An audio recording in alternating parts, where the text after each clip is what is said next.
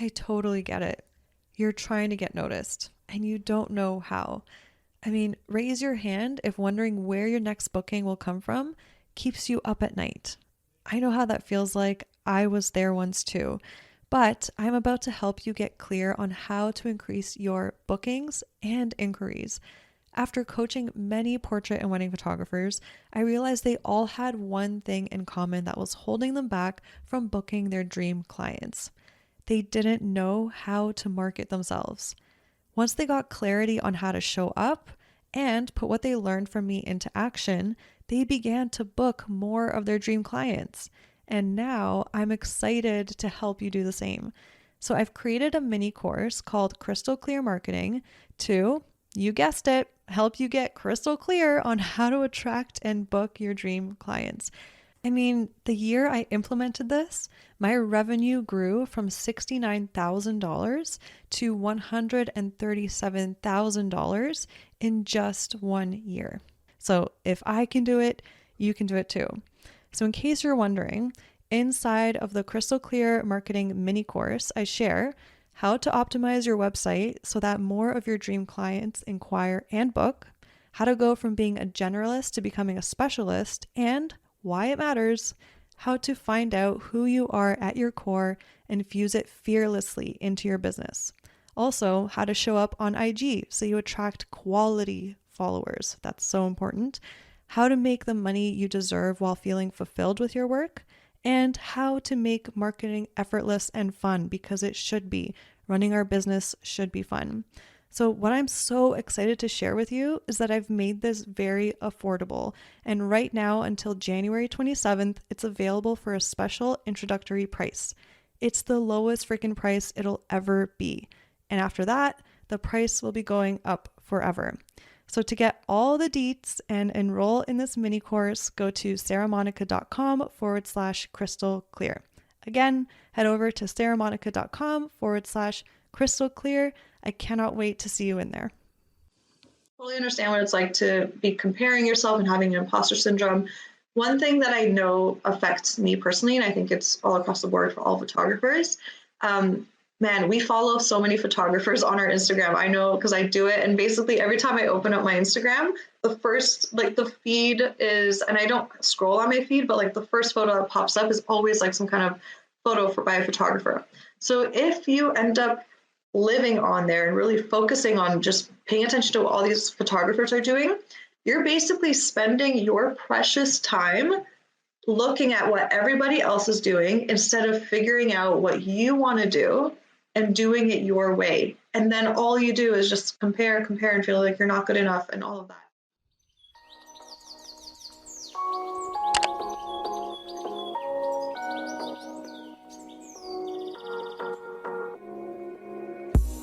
When I first started my wedding photography business back in 2011, I made just $5,000 in my business. Now, I bring in multiple six figures per year while working only 30-hour weeks serving my dream couples. I'm here to help you discover that it's so possible to have what you want when you want in your business so that you can create the life you've always dreamed of and deserve.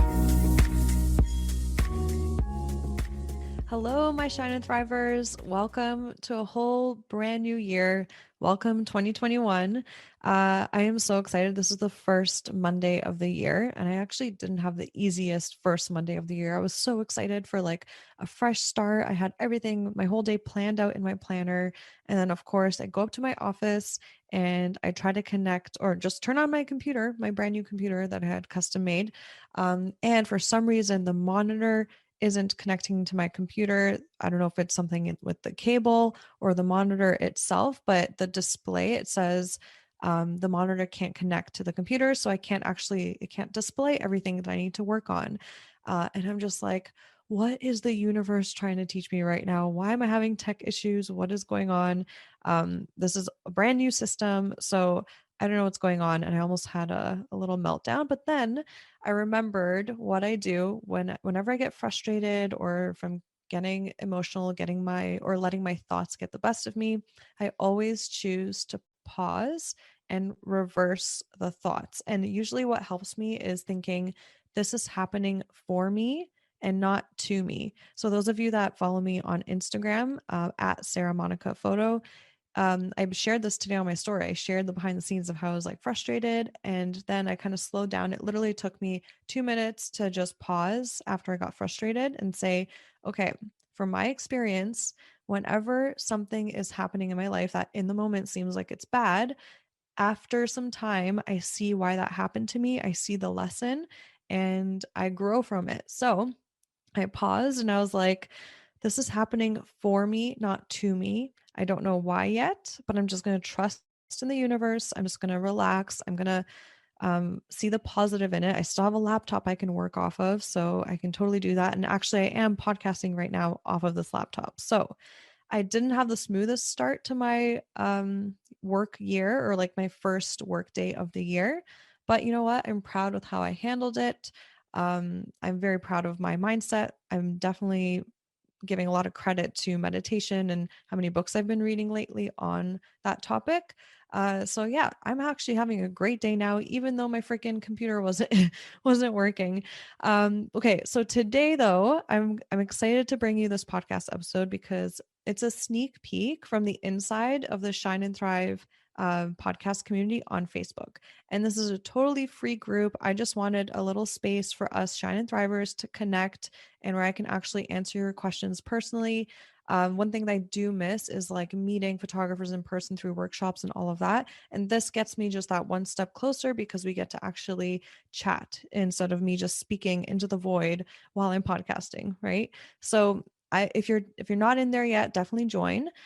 So this is an episode where, yeah, I give you a sneak peek into a live Ask Me Anything Q&A. So once a week, I go live in there every Tuesday currently, because that could change in the future. I don't know when you're listening to this podcast episode. Maybe it's 2022 for you when you're listening to this, but currently it is January 4th, 2021. And every Tuesday at 1 p.m. Eastern time, I go live to answer your questions. So I hope you enjoy the sneak peek. I'm going to let you know a little bit about what questions I'm going to be answering. So in this live Q&A, I went over the number one thing to spend your time on right now to get noticed and book more. I also went over how to overcome mindset blocks in building your business, such as comparisonitis and imposter syndrome, because we all feel it. And so I went through how to deal with that.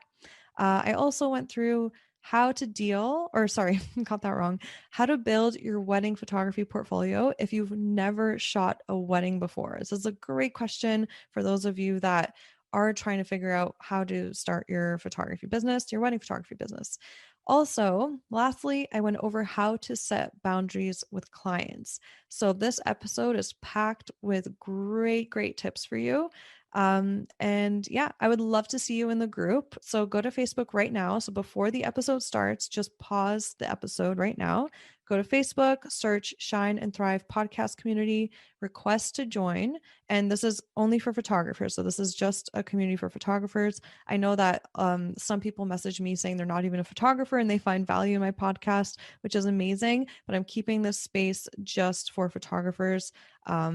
So we can all connect and help each other out in this little community on basically about everything that we're specifically going through. All right, so head over to Facebook, go search Shine and Thrive podcast community. I'll see you there and enjoy this little sneak peek of how you can connect with me in there. So, Eunice Chan asked this. I've done styled shoots, I've second shot weddings, and now I'm ready to start booking weddings, but I'm struggling to get noticed. What is the number one thing you would spend your time and money on right now? Social media marketing, blogging, or SEO, etc. I'd love your insight on this so I can crush 2021. Okay, Eunice, I love your enthusiasm. Okay, this is a big question because obviously there's so many things that have to come together in order to, get noticed and get bookings, right? But the number one thing I would make sure you spend your time on is figuring how to stand out. In order for you to stand out, you have to be very clear on what your why is. Why are you a photographer? Why are you a wedding photographer? And a lot of the times, like photographers say, well, because I love capturing moments and documenting those moments for others, right? But it's not that simple, because if you go in deep enough, like I do this during my coaching sessions with photographers, I have you go really deep into why you're a photographer. And it's so funny because across the board, everyone's like, well, yeah, just like preserving memories for others, right? But it ends up being something to do with your childhood or why photos mean something to you, right? So if you really dig deep and figure out why you are so passionate about doing that and preserving wedding memories for others, you can then take that messaging, put it on your website, into your pricing PDF, your social media posts, and then those people that really feel connected to your why and they feel like you're being open and vulnerable and that you're not just doing it for pretty photos will feel so connected to that they'll want to book you.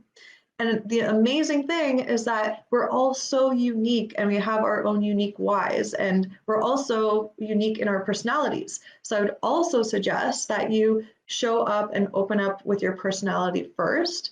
And then this magical thing happens when you show up and choose to be you, imperfections and all.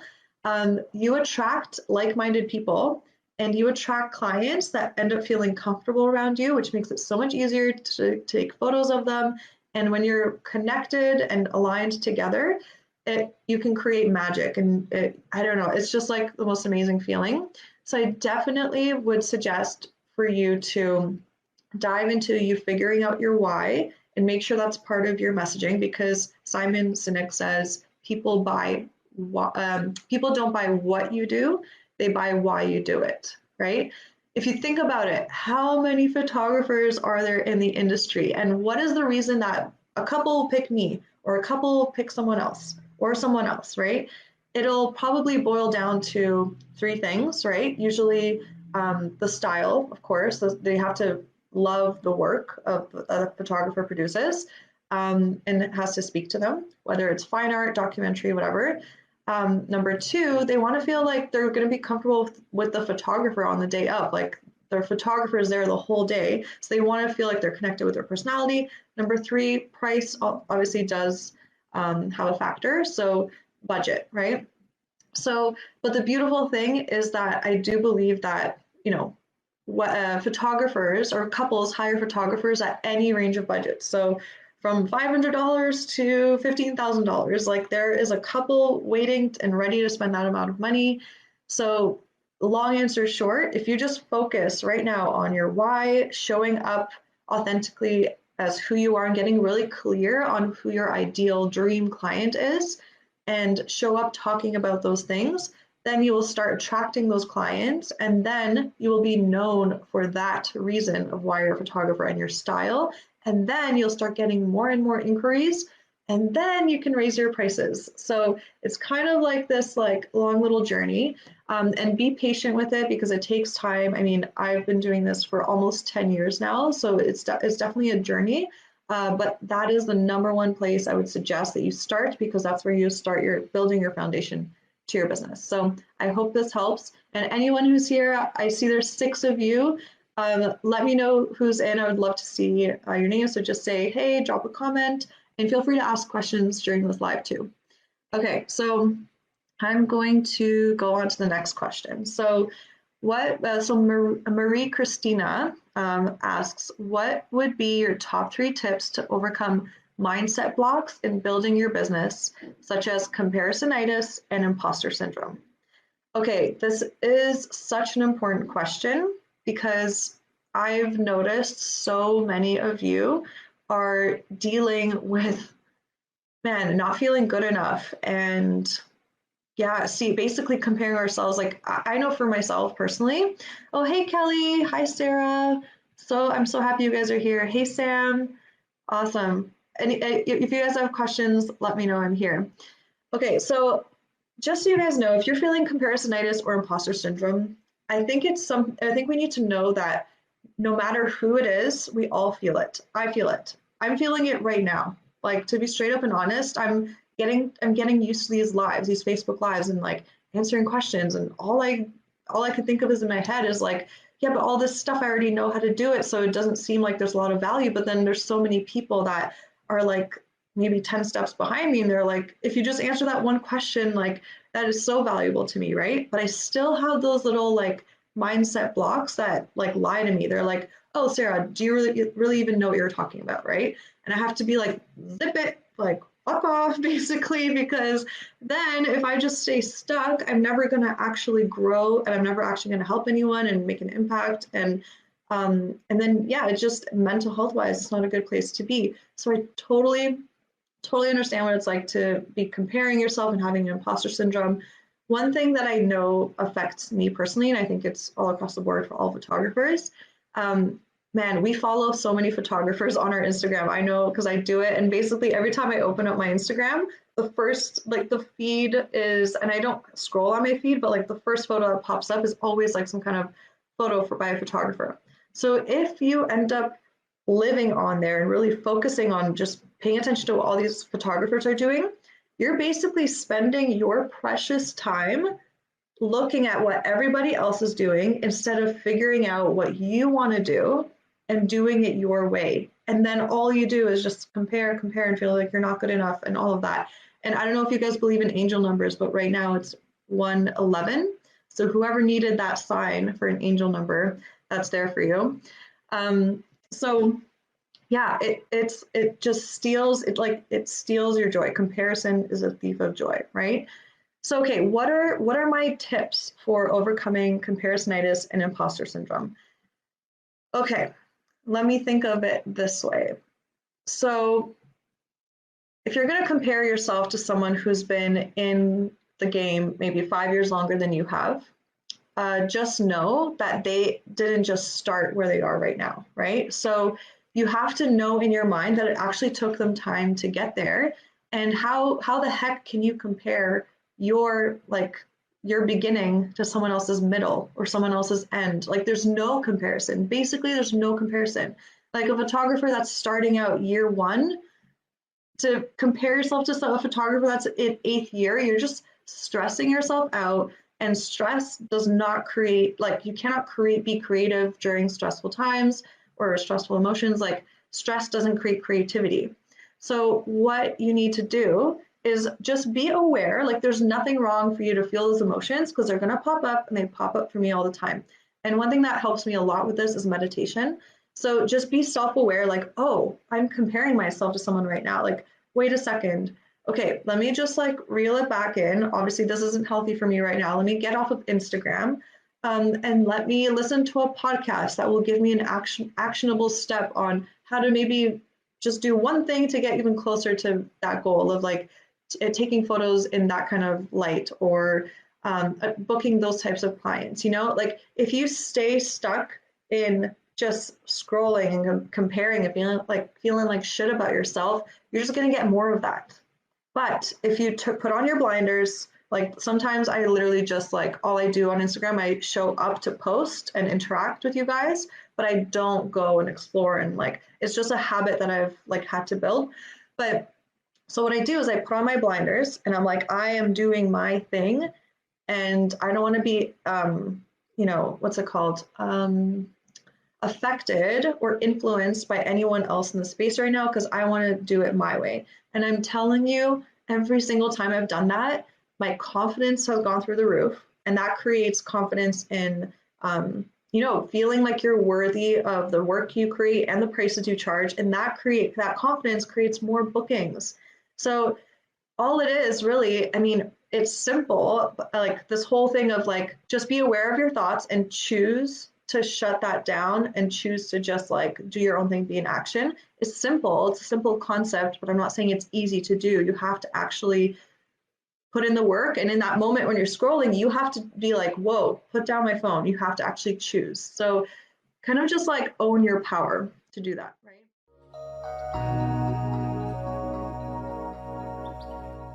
I'm taking a moment to pause this episode to share an exciting free resource with you that I know you'll definitely want to take advantage of.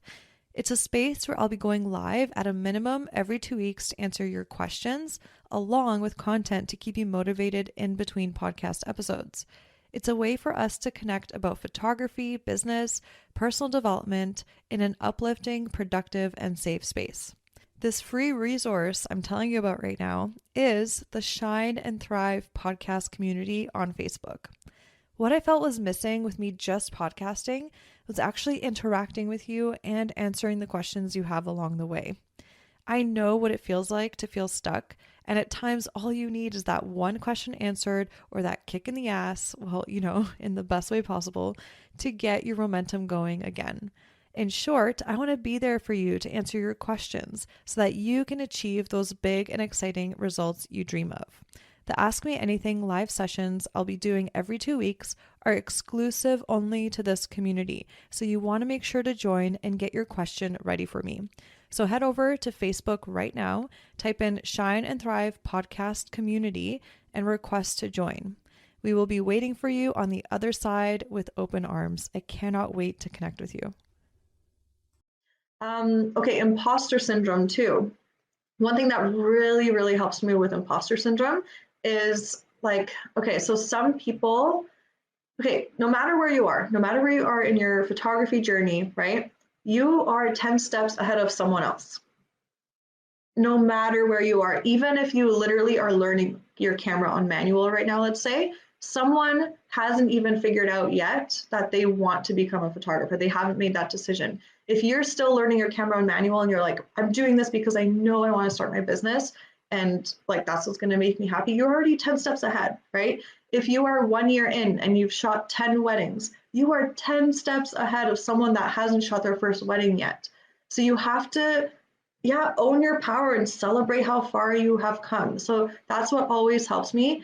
Even just going back to a year ago and thinking about where I was, that always helps me too. And just knowing that, even where you are, you have so much value to offer, because at the end of the day, photos capture emotions, memories and emotions. And at the end of the day, it's not the most important of how the photo looks. I know it's kind of crazy to say that as a photographer, but if you think about all those old 4x6s we used to have as kids, our parents used to snap of us, and then now we're looking back and feeling nostalgic over those 4x6 prints. We don't give a fuck about the mess in the background or the perfect exposure and all of that. We don't care. We know that we're reminiscing about a time of how we felt a certain way. We felt loved. We had we were so happy at that time, let's say, right? So at the end of the day, whatever photos you're creating now, they're better than they have ever been, right? And your clients will value them. So that's something you need to know. And then all you have ahead of you is just the journey of constant growth and improvement. And you're not going to grow or improve if you stay stuck in the mindset of I'm not good enough. So simple as that. Tell it to fuck off and don't let it hang around for too long. Notice when it comes up, because it will, and then just tell it to fuck off. Anyway, I like to swear if you guys couldn't tell. All right, so let's see here. So Sam, she said, I went through this exact thing last week. I was added to a photographer group in my city and everyone was networking, and now my whole feed is what others are doing. Definitely needed an IG break, and also considered muting other people temporarily while I get to a better place. I love that. Oh my gosh, Sam, that is so good. You literally you noticed it, you owned your power, and you made a decision that you knew you needed. So literally, I tell my coaching clients all the time, I'm like, if you feel that you're looking at my Instagram feed and you feel like shit, I want you to put your blinders on and take a pause off of my whatever I'm doing. Even with me, I don't care. But if you feel inspired and energized and safe and welcome and all of that, I want you to just keep taking in the content that I'm sharing. So that goes for everyone. And this is why I wanted to create this group. I really wanted to, so every Monday, my plan is to have you guys share your weekly big 3 goals for the week, so we can all do things together and celebrate along the way, instead of I don't know, I want it to be a motivating space instead of a comparisonitis space. And sometimes I think you'll still get those feelings of ooh, I'm feeling low energy. Everyone seems so motivated in the group. Everyone's doing things. That's okay. Take a pause from the group. And then when you have that energy back, you're like, you know what? I feel inspired. I'm ready to learn again, take in more information. come back to the group, right? So Sam, that's amazing that you did that. Kelly, being aware and intentional is so key. Easy to forget this on the day to day. Yeah, I have straight up boundaries. Like at night, when I jump into bed, I used to scroll Instagram and it would end up being an hour of my time. My boundary is I am not allowed to go to Instagram. Like if if I hit the bed, I'm only allowed to have a book in my hands. Like I set my alarm on my phone and I do not go through Instagram because then you're like ending off the day feeling like shit, comparing yourself, and then you probably have a bad sleep. Then you wake up, and if that's the first thing you also grab a hold of, like set boundaries for yourself. Like don't end your day with Instagram and start it with Instagram. It's like the worst. Joanna says such a great insight. Yay! I'm so glad. Okay. Let me see. So I have one more question here. And again, feel free guys to ask any questions. I probably have about 12 minutes left on the live. Okay, so Eleanor asks, how do you get your first wedding opportunities? I want to start my business as a wedding photographer. I started a portfolio with a lot of different pictures, solo, couples, family, but how can I shoot my first wedding? Okay, man, I remember what it felt like to just want that first wedding so bad.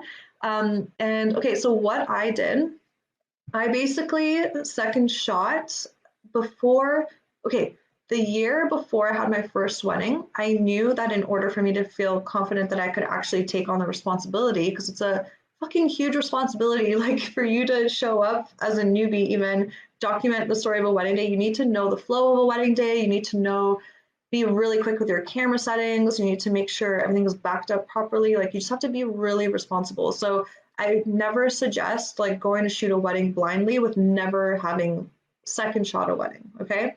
So what I did for 2 years, I think I basically second shot, man, it's been so long. I think the first year I second shot maybe like 5 weddings. And then the next year I second shot 45 weddings for photographers. And it made me extra money. I was also serving on the side at the time, and it made me extra money. And I got to like learn the flow of a wedding day, number one. I got to observe those photographers and see what I liked, what they were doing, and what I didn't like, because I definitely didn't like how they were like making the couple pose a lot, and especially like, oh, can you like redo the first look or something? I'm just like, what? Like this is so feels so icky, feels so inauthentic. And I mean, I wasn't like judging, maybe a little, but like I was just basically grateful to be there to have that experience. I judged a little bit because I'm like, oh no, don't ruin their experience. But I took that as like, but I'm really grateful that I get to like observe that. And that photographer, I'm grateful for that photographer for letting me come along. And I'm grateful for that photographer for letting me use those images in my portfolio that I take on the side. So I learned so much, not only how to shoot a wedding, flow, playing with composition, all that stuff, but really what I wanted to offer to the world when it came to wedding photography. So I would highly suggest, Eleanor, that you just be patient, focus on maybe second shooting a lot of weddings in 2021. Hopefully, maybe try to get some in the winter. Maybe if it's like I don't know, maybe if some photographers, you can reach out to some photographers if they're doing any elopements, and you can say, hey, I would love to just like shadow you, assist you, I'll hold your stuff. Tell them that you'll film behind the scenes like videos for them and take behind the scenes photos so they have the content for Instagram. And just focus on that. So just focus, this is the long game. You don't want to rush into this. So yeah, so just reach out to photographers, like ask if anyone needs a second shooter or shadowing, right? Most likely you want to get 5 like wedding shadows under your belt before you say you can second shoot, because that's also a big responsibility. You don't want to screw over another photographer. And then make sure that when you are asking these photographers if you could shadow / second shoot, make sure to ask them if you can use the images for your portfolio, and tell them that's the only way you'll do it, unless you're okay with doing like 1 or 2 where you're just like shadowing and learning. But I think the community in Toronto and everywhere, actually, I don't know where you're located, Eleanor, but I do think that we've come a long way as a community, a photography community. I think a lot of photographers are totally fine with sharing and helping other photographers grow because they know what it's like to want to like grow and have a successful business, right? So yeah, just make sure you can use those for your portfolio, and slowly you can start building up your portfolio on your website, on your Instagram. You can start noticing what you like about weddings, what you don't, what kind of couples you want to attract. And yeah, you just kind of get the ball rolling from there. So I hope that answer helped you, Eleanor. Okay. Sarah Reed, you have a question. Any advice on creating boundaries with clients? I build relationships with many of them that feel like friendships, but I can't help but thinking they expect a response from me at 11 p.m. on a Tuesday. I feel bad if I post my story, but haven't answered their DMs. Hope this makes sense. Okay, totally makes sense. I am such a stickler for boundaries. I have always, I don't know how, I think I just naturally felt confident to just enforce these boundaries and know that, you know what, like I started this business so I can have freedom to do what I want when I want. And I need my space sometimes, especially as an introvert. So basically the way I navigate this is as we're like, okay, if during the process, client process, you're starting to feel like they can become friends, I still keep them at an arm's length. I'm I'm totally myself, we joke around, all this stuff, but they're not my friends yet. Arm's length, okay? Anytime I don't offer my cell phone number. No one knows my cell phone number. I don't have it on my website, nowhere. That's my boundary. Texting is only for literally like immediate family and friends. I don't like texting. That's just my boundary. So everything is dealt over email. And if they randomly send me a DM like, oh my gosh, like I just had a question about this, which never really happens because I basically do everything over email because I want to have the, what's it called? The track record of all our conversations, right? If they send me a DM, I go into the inbox and I respond in email so that they understand. I'm training them to basically, that's our boundary. That's where we communicate. So I would basically say, if she sends me a DM, she's like, I'll respond back. I just emailed you back the answer. Let's keep our communication through there so I stay organized. So that's the key word. When you say, so I stay organized, that means that they're thinking, oh, okay, like she cares to be on top of things with us, so she wants to stay organized. Yeah, no problem.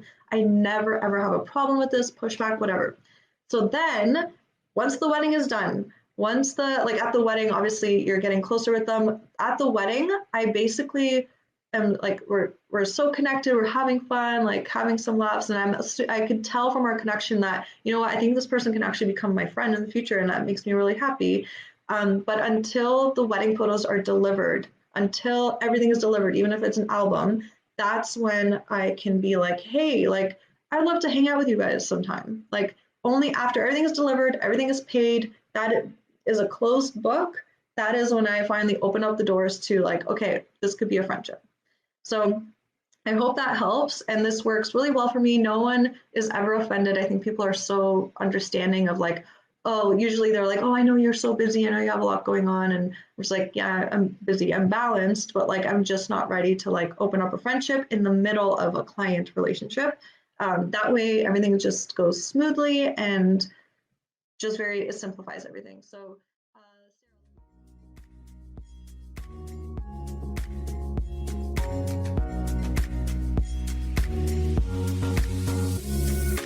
Yay! Thank you so much for hanging out with me and tuning into this episode.